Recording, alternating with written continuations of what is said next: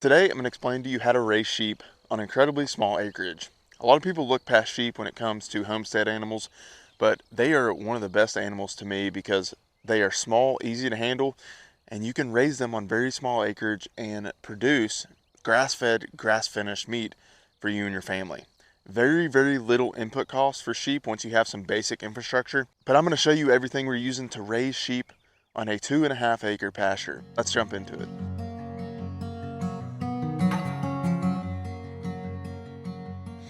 So we own about 2.5 acres over that way, and I'm standing on another 2.5 acre pasture that we lease, we do not own. And this 2.5 acre pasture is what we're running these sheep on. We have 5 ewes and a total of 6 baby lambs at the moment.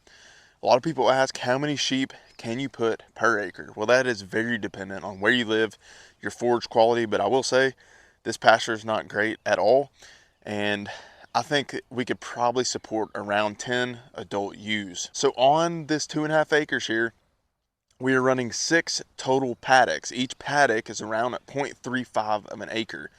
This right here, what you're seeing in this section, is one of our paddocks, okay? It is about 0.35 of an acre, and we rotate or move these sheep every 5 to 7 days.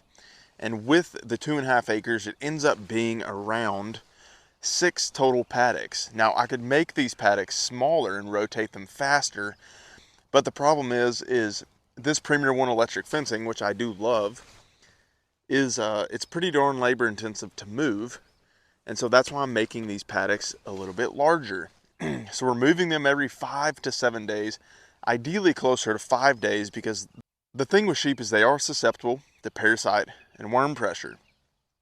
And when you begin to study the life cycle of the worms and the parasites, generally they're in their manure of the sheep, and when they drop their manure on the ground, those worms hatch, they crawl up the blades of grass, and then the sheep ingest them.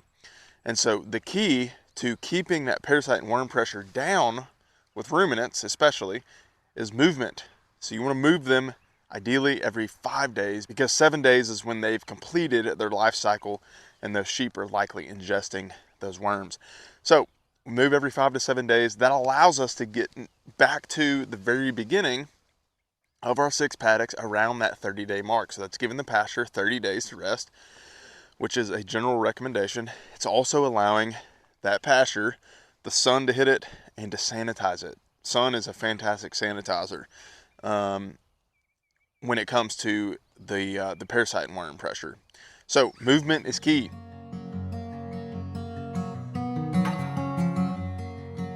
Now you may be asking, how do I set up this Premier One electric fencing? We electrify it, 1, with a solar Energizer, but 2, it's not very difficult to set up. It just takes a little bit of time. Probably takes me around an hour a week to move these guys and move the fencing. And I'm going to link a video up above right here, and I'll also put it down in the description for you to watch. And I'll explain to you completely how to purchase and set up this electric fencing. It is, for one, our only protection against predators, because we do not have a livestock guardian dog, and we do not have a large perimeter fence. So this is pretty much our only way to keep the sheep in and predators out, and so far it works great for us.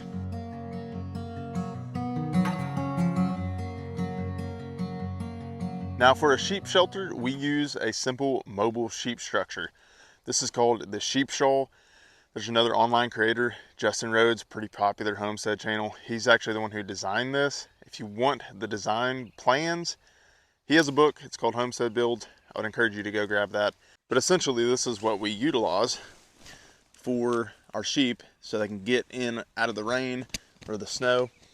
And we've even got just a little mineral feeder right there. We've got Redmond's salt for a mineral, as well as Icelandic sea kelp. So it's got wheels on it, pretty simple to move, and we just run that into the next paddock whenever we move them every 5 to 7 days.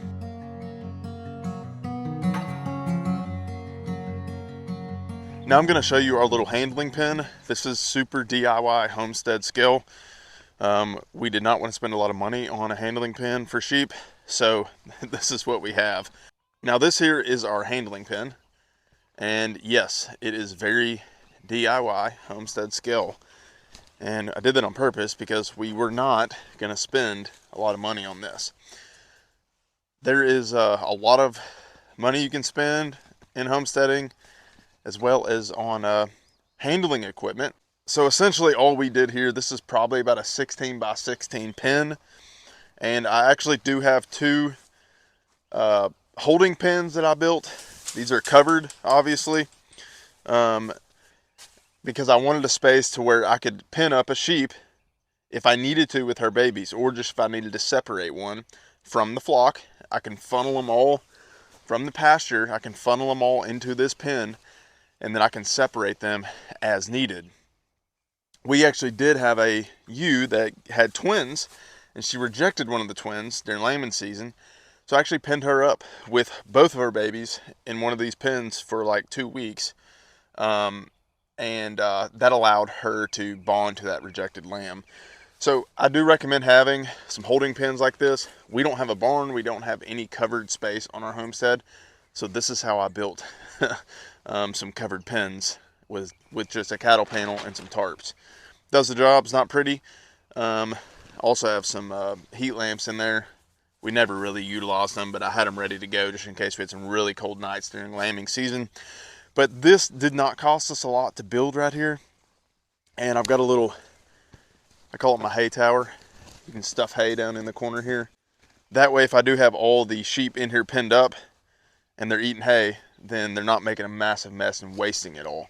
They just stick their head through there and grab hay. It can get a little difficult in the holding pen without a chute to grab the sheep and actually check their eyes and their hooves and things like that. But again, it does the job. If you're only working with 5 to 10 ewes, then it's pretty straightforward and simple.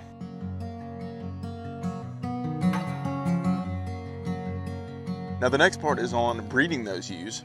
So when we purchased the ewes, we bought 5 ewe lambs and we bought a ram lamb. They were all like 7 months old, bought them from another farmer. And we ran that ram with the ewes. So a ewe is just a female sheep. Obviously ram is male. We ran that ram with the mamas, with the ewes, all through the fall and into the winter. And all of those moms got pregnant. And we ended up selling that ram a couple of months ago. Because our plan is we wanted to grow the flock.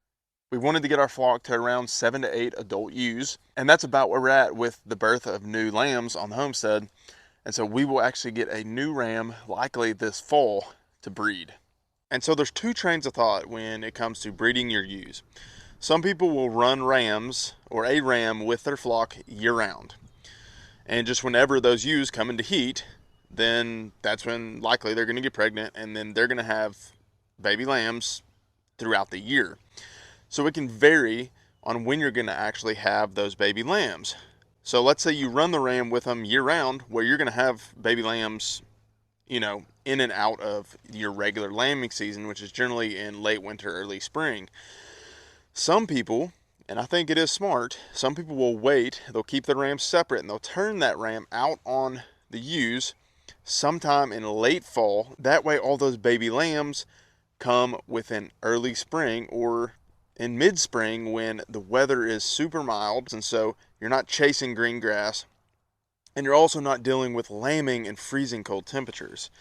Because again, if it's super cold out and you have awful weather and you're lambing, especially out on pasture, you're going to lose some baby lambs. It's just going to happen if you're in really frigid, bad weather.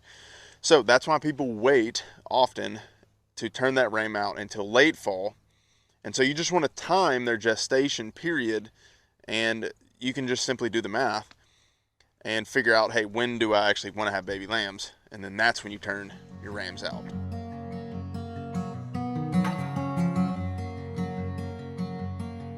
Now the breed of sheep that we have is the katahdin. Katahdin is a very popular meat sheep, or what's called a hair sheep, just meaning you don't have to shear them.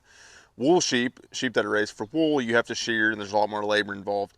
Hair sheep or meat sheep, they naturally will shed their coat of wool in the spring or early summer. Now, there are multiple different breeds that people raise for meat, generally the St. Croix, the Dorper, and the Katahdin, but I'm going to give you 2 book recommendations. If you're brand new to raising sheep or just getting started or haven't even started yet, then Story's Guide to Raising Sheep is a great book, absolute textbook on a lot of information on raising sheep. And the other one I'd recommend is The Basics of Raising Sheep on Pasture. This is by the Shepherdess. She has a YouTube channel. I thought this book was incredible. There's tons of visuals, and it's just a very palatable, digestible book. Lots of pictures and just really good introduction information on raising sheep. And if you want to learn how to set up the Premier One electric sheep fencing, watch this video now.